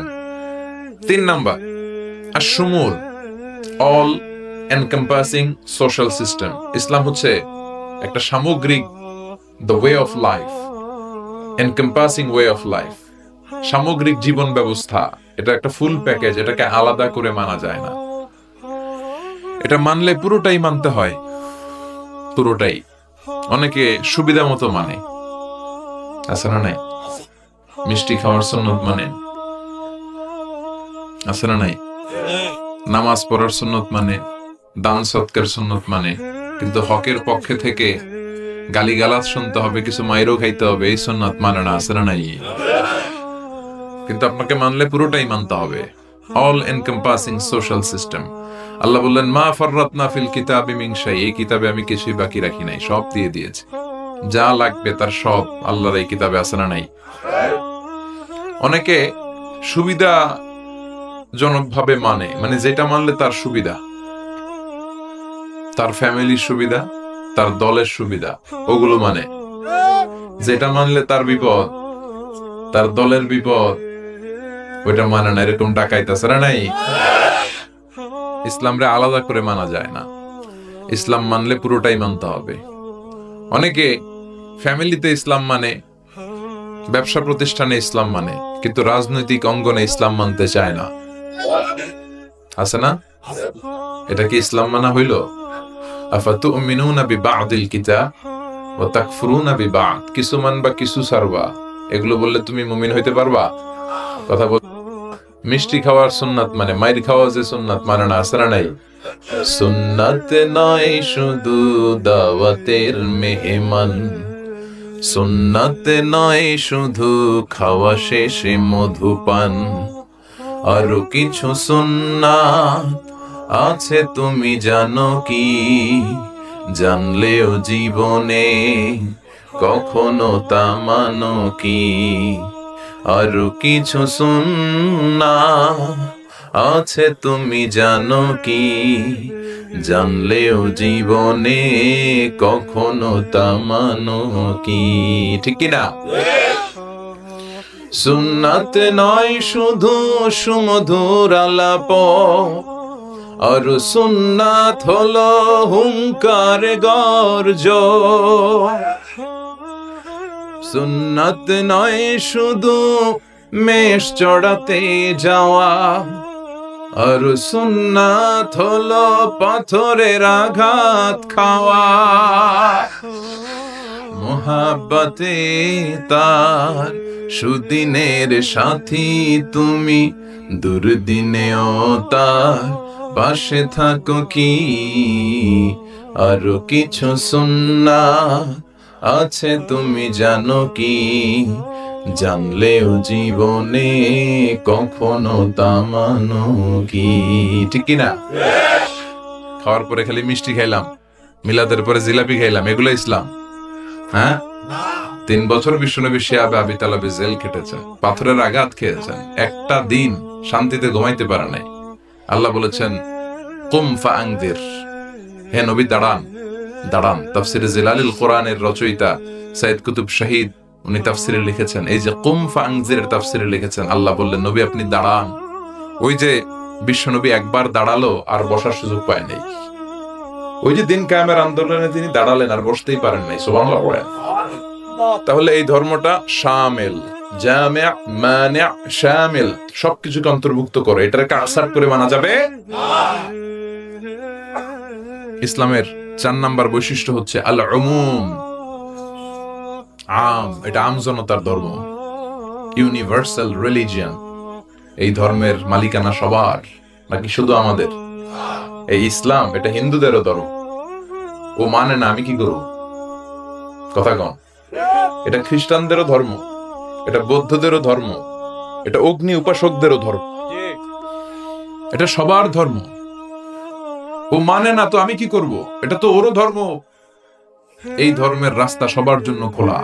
সুবহানাল্লাহ কইবেন না? কোন হিন্দু ভাই যদি এসে বলে হুজুর আমি এফিডেভিট করে নিয়ে আসছি, আমি হিন্দু ধর্মে থাকতে চাই না, আপনি শাহাদা বানিয়ে আমারে পাঠ করান, আমি মুসলমান হব, এই কথা বলার সুযোগ আছে? যে না, তোমার ঢোকার সুযোগ নাই। যতগুলা কোঠা ছিল কোঠা শেষ, তুমি আর ঢুকতে পারবে না। কথা কম। ঢুকতে পারবে সবার জন্য। The door of Islam is open for everyone on earth. এই পৃথিবীর সবার জন্য খোলা। কিন্তু আপনি ইহুদি ধর্মের দিকে তাকান। ইহুদি ধর্মের একটা পদ্ধতি হচ্ছে কেউ চাইলে ইহুদি ধর্ম গ্রহণ করতে পারে না। এটা জানেননি আপনারা? খ্রিস্ট ধর্ম গ্রহণ করা যায়, ইসলাম ছেড়ে দিয়ে আপনি খ্রিস্ট ধর্ম গ্রহণ করতে পারবেন। এই জন্য দেখবেন অনেক ব্যাপটিস্ট মিশনারি আছে বাংলাদেশের পাহাড়ি এলাকায়, ওখানে নৃগোষ্ঠী চাকমা টাকমা এদেরকে খ্রিস্টানরা খ্রিস্টান বানায় ফেলায়। তারপর উত্তরবঙ্গে মঙ্গা পীড়িত এলাকা, ওখানে টাকা পয়সা দিয়ে আমাদের অনেক মুসলমানরাও খ্রিস্টান বানানোর চেষ্টা করে, কারণ খ্রিস্ট ধর্মে এটা আছে। কিন্তু ইহুদি ধর্মে এই সিস্টেম নাই। কত বড় গাদ্দার! ওদের ধর্ম যদি কেউ মানতেও চায় ওরা ঢুকতেও দেয় না। বাই বর্ন ইহুদি হইলে সে ইহুদি, তাও বাবা ইহুদি হইলে হবে না, মা ইহুদি হইতে হবে। কথা কন। বাবা ইহুদি, কিন্তু এই ইহুদি বাবা বিয়ে করছে খ্রিস্টান মহিলারে, তাদের ক্রসিং এ যে বাচ্চা আসবে ওইটা ইহুদি হয় না, ওইটা খ্রিস্টান। কত বড় গাদ্দার! শুধু মা যদি ইহুদি হয় তাহলেই তার সন্তান ইহুদি হওয়ার মর্যাদা পাবে। নাউজুবিল্লাহ পড়েন। আমাদের ধর্মটা কি এমন? আমাদের রবের পরিচয় কি? আলহামদুলিল্লাহি রাব্বিল আলামিন। তিনি গোটা বিশ্বের রব, জগৎ সমূহের রব। সাগর জগৎ, মহাকাশ জগৎ, সৌর জগৎ, অদৃশ্য জগৎ, সব জগতের মালিক তিনি, সবার রব তিনি। নাকি আল্লাহ বলছে আলহামদুলিল্লাহি রাব্বিল মুসলিমিন, তিনি মুসলমানদের রব। আলহামদুলিল্লাহি রাব্বিল মুত্তাকিন, তিনি মুত্তাকিনদের রব। আলহামদুলিল্লাহি রাব্বিস সালিহিন, তিনি নেককার লোকদের রব। বলেছে? তিনি বলেছে আলহামদুলিল্লাহি রাব্বিল। তাহলে আল্লাহ সবার আল্লাহ। এরপর বিশ্বনবীর পরিচয়ে আল্লাহ বললেন ওয়ামা আরসালনাকা ইল্লা রাহমাতাল লিল। ও নবী, I have sent you as a mercy for the entire universe. ও নবী, আপনার আমি গোটা বিশ্বের সবার জন্য রহমত করে প্রেরণ করেছি। সুবহানাল্লাহ। বিশ্বনবী শুধু আরব লোকদের নবী নয়, শুধু সাদা লোকদের নবী নয়, শুধু কালো লোকদের নবী নয়, শুধু পুরুষদের নবী নয়, শুধু নারীদের নবী নয়, তিনি গোটা বিশ্বের সবার জন্য রাহমাতাল লিল আলামিন। তাহলে আল্লাহ সবার, নবীও। এরপর আমার হাতে যেটা শোভা পাচ্ছে এটা কি? কথা বলেন। আল্লাহ বললেন ইন হাযা ইল্লা যিকরা লিল আলামিন। এই কোরআনটা গোটা বিশ্বের সবার জন্য মেসেজ। এটা শুধু আমাদের জন্য নয়, শুধু খ্রিস্টানদের জন্য নয়, এই কিতাবটা সবার কিতাব। সুবহানাল্লাহ পড়েন। তাহলে আমাদের ধর্ম এটা হচ্ছে ইউনিভার্সাল রিলিজিয়ন, ইউনিভার্সাল, সবার জন্য। যে কেউ চাইলে এই ধর্মে ঢোকার সুযোগ আছে না নাই? আলহামদুলিল্লাহ পড়েন। কয়টা গেল? 4টা। 5 নাম্বার হচ্ছে আত-তাইসির, মানে সিম্পলিসিটি, সহজ।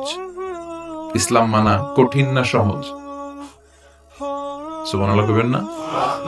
কোন মুফতি যদি কখনো এমন ফতুয়া দেয় যে এই ফতুয়াটা মানাই যাচ্ছে না, এত কষ্ট, তাহলে বুঝবেন এই ফতুয়ায় ভেজাল আছে। কথা বলেন, মুফতি শুড রিভাইজ দ্য ফতুয়া অ্যাগেইন।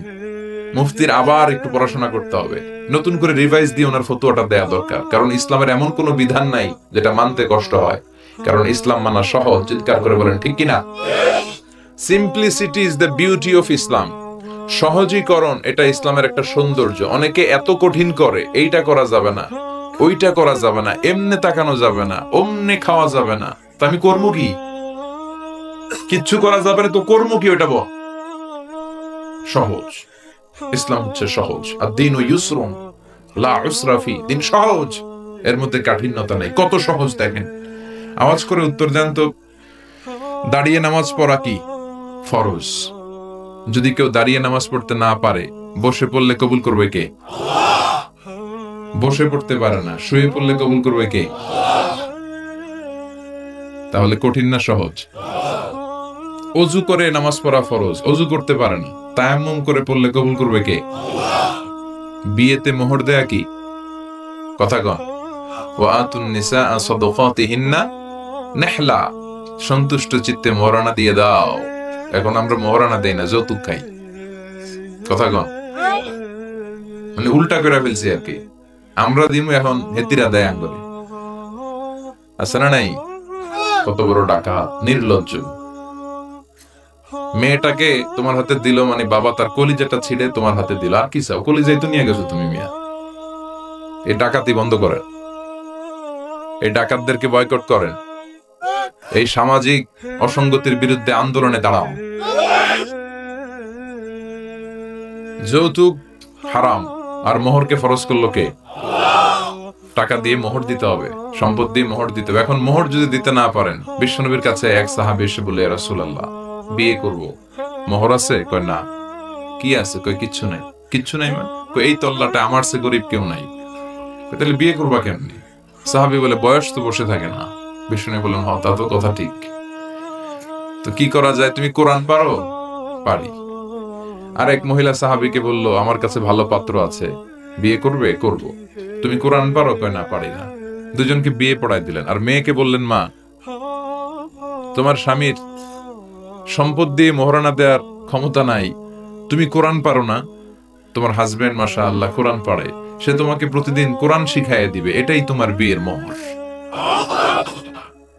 কঠিন না সহজ? ইউরিদুল্লাহু বিকুমুল ইউসরা ওয়ালা ইউরিদু বিকুমুল উসরা। আল্লাহ কঠিন চায় না, আল্লাহ সহজ চায়। এজন্য যারা ইসলাম বুঝাতে যে কঠিন কঠিন বিষয় আপনাদের উপর চাপায়, বুঝবেন এটা মদিনার ইসলাম নয়, বুঝবেন এটা আল্লাহর পাঠানো ইসলাম নয়। মুআজ ইবনে জাবালকে বিশ্বনবী এক জায়গার ইমাম বানালেন। উনি ওইখানে ইমামতির সুযোগ পেয়ে মাগরিব আর এশার সালাতে লম্বা লম্বা কেরাত পড়ে, বুখারীর বর্ণনা। আর ওই এলাকার মুসল্লিরা হচ্ছে কৃষক মুসল্লি, খেজুর বাগানে কাজ করে। তো এরা খেজুর বাগানে কাজ করে হাত পাও ধুয়ে মাগরিবের নামাজে যখন আসছে, আয়েশা দেখে সূরা বাকারা দিয়া ধরছে। কোন সূরা দিয়ে? কোরআনের সবচেয়ে ছোট সূরা, তাই না? তো কতক্ষণ দাঁড়ায় থাকবে এরা? এরা তো দাঁড়ায় থাকতে পারে না। নামাজ টামাজ থুইয়া দিছে দৌড়। নিজেরা নামাজ পড়ে বিশ্বনবীর কাছে বিচার, ইয়া রাসূলুল্লাহ এমন ইমাম পাঠাইছেন, দেখেন আমরা হইতেছি কৃষক সাহাবী, খেজুর বাগানে কাজ করি, আর ইমাম সাহেব ধরছে মাগরিবে সূরা বাকারা, এশার সালাতে সূরা আলে ইমরান। বিশ্বনবী রেগে গেলেন, মুআজ ইবনে জাবালকে ডেকে পাঠালেন। বিশ্বনবী রেগে ওনাকে বললেন, আফাত্তানুন আনতা ইয়া মুআজ, মুআজ তোমার কি ফিতনা বাজানোর জন্য এলাকায় ইমাম বানাইছিলাম? তুমি কি ফিতনা তৈরি করছো? খবরদার, ইয়াসসিরু ওয়ালা তুআসসিরু, সহজ করে ইসলামকে প্রকাশ করবা, কঠিন করো না। বাশশিরু ওয়ালা তুনাফিরু, মানুষকে দিনের দিকে ডাইকো, দিন থেকে ভাগাইও না। আমরা মানুষকে দিন থেকে ভাগাই। আমরা এমন এমন ভাবে দিনকে প্রকাশ করি আর প্রচার করি, মানুষ দিনের কথা শুনলে দেয় দৌড়, ওই সাহাবাদের মতো। জোরে বলেন ঠিক কিনা? তাহলে ইসলাম মানা কঠিন না সহজ? বিশ্বনবী সাহাবাদেরকে নিয়ে মসজিদে নববীতে কথা বলছেন। ইন দ্য মিন টাইম এক বেদুইন মানে আরবি লোক, সভ্যতার ছিটে ফোটা সে দেখে নাই, বেদুইন লোক ওট নিয়ে মসজিদে নববীর দরজা খুললা মসজিদের ভিতরে ওট লয়ে ঢুকছে। শুনতেছেন? এরপর মসজিদে নবীর পিলারে ওট বেঁধে মসজিদে নবীর মাঝখানে পেশাব করতে বসছে। ওমরে ফারুক এরকম করতেছে, দাঁড়া, তোর পেশাব করার দেখাইতেছে আজকে। অন্যান্য সাহাবারাও রেগে গেলেন, ওকে মারবেন, চারদিক দিয়ে ঘেরাও দিচ্ছে। বিশ্বনবী সবাই ডেকে আনলে, এই এদিকে আসো, ওর কাম সারতে দাও, আগে ওর কাজ সারতে দাও। কারণ কত বড় ফিলোসোফার ছিলেন আমার নবী। পেশাব পায়খানার মাঝখানে কাউরে ধমক দিল, ওর পেশাব যদি আটকে যায় ওর এত বড় রোগ হবে, এটা অপারেশন ছাড়া বাঁচানো যাবে না। এজন্য টয়লেটে কেউ ঢুকলে আপনি দরজায় জোরে আঘাত করবেন না, চিৎকার করে ডাকবেন না। আগে তার ইউরিনটা পাস করতে দেন, তার ওয়াশরুম ক্লিয়ার করতে দেন। কি করবেন? কাশি দিবেন। আপনারও টয়লেটে যাওয়া দরকার, কিন্তু বাইরে না, ভিতর থেকে। কি করবেন? এরকম কাশি দিবেন, অথবা পায়চারা করেন, সহনীয় আওয়াজ করেন, যাতে সে বুঝে someone is waiting outside, he is in danger, he is in danger, যে কোনো সময় কাম সারা দিতে পারে। তো তাকেও সুযোগ করে দেন। কিন্তু ওয়াশরুম সারার সময় জোরে কাউকে ডাকা যায় না। বিশ্বনবী এটাই করলেন, বললেন, এই ডেকো না, এদিকে আসো, কাজ সারতে দাও। তিনি বেদুইনকে ইচ্ছে মতো পেশাব করতে দিলেন। পেশাব শেষে বিশ্বনবী বললেন, এবার পেশাবের উপর সিজলাম মিন মা, এক বালতি পানি ঢেলে দাও। পানি ঢেলে দিলেন। বেচারা মনের আনন্দে পেশাব করে বের হয়ে যাইতেছে। বিশ্বনবী ডাক দিলেন, ইয়া আরাবি, দাঁড়াও। দাঁড়ালো। সে বলল, তুমি যেখানে পেশাব করছো এই জায়গাটা কি জানো? কয়, না, জানি না। কয়, এটা আমাদের ইবাদতগাহ, এখানে আমরা আমাদের রবরে ডাকি, আমাদের স্রষ্টার জিকির চলে এখানে, তুমি এই জায়গায় পেশাব করেছো। সে তো অবাক, কিরে, আমি এদের ইবাদতগাতে পেশাব করছি আর আমার সাথে এরকম মিষ্টি আলাপ? আমরা তো এরকম কেউ করলে ওর 12টা বাজায় দিতাম। বিশ্বনবী বললেন, এই কাজটা তোমার ঠিক হয়নি, এটা আমাদের পবিত্র জায়গা। বিশ্বনবীর এই সুন্দর আচরণ দেখে সে বলে, আপনি কে? বিশ্বনবী বললেন, আমি এই জামানার এবং আখিরি জামানার পয়গাম্বর, আমার কাছে ওহী আসে, আমি সব নবীর সেরা নবী। সে বলল, তাহলে আর দেরি কেন, আপনি আমাকে পড়িয়ে দেন লা ইলাহা মুহাম্মাদুর। এভাবে ইসলাম প্রচারিত হয়েছে। Simplicity is the beauty of Islam. সহজ ভাবে উপস্থাপন করাটাই হচ্ছে ইসলামের পদ্ধতি, ঠিক কিনা? কয়টা গেল? হ্যাঁ, 5টা। থাক আজকে। হ্যাঁ, শুনবেন? আচ্ছা, 6 নাম্বার হচ্ছে দ্বীনুল ফিতরা, মানে ন্যাচারাল রিলিজিয়ন, ন্যাচারাল ইনস্টিংক্ট। এই ধর্মটা স্বভাব সুলভ ধর্ম, পরিবেশ সুলভ ধর্ম, রুচি সম্মত ধর্ম। সুবহানাল্লাহ পড়েন। এই ধর্মের এমন কোন নিয়ম নাই যেটা আপনার রুচির সাথে যাবে না, পরিবেশের সাথে যাবে না, বেখাপ্পা বেমানান, এমন কোন নিয়ম আছে? কিন্তু পৃথিবীর অনেক ধর্মে আছে না নাই? খ্রিস্টান ধর্মে কেউ অপরাধ করলে ওটারে পানির নিচে চুবাই রাখে। ওদের পবিত্র জায়গার পানি ওটার মধ্যে চুবাই রাখলে ওর সব গুনাহ মাফ হয়ে যায়। এটা কি মাথায় ধরে? ধরে না। হিন্দু ধর্মে, হিন্দু ভাইদেরকে আমি কষ্ট দেওয়ার জন্য বলছি না, বুঝানোর জন্য প্রক্রিয়াটা। একটা প্রথা ছিল সতী দাহ প্রথা হিন্দু ধর্মের। মানে হিন্দুদের কোন পুরুষ মারা গেলে, স্বামী মারা গেলে শ্মশানে মৃত লাশকে ওরা পোড়ায় না। ওদের একটা নিয়ম ছিল, স্ত্রীর আগে স্বামী মারা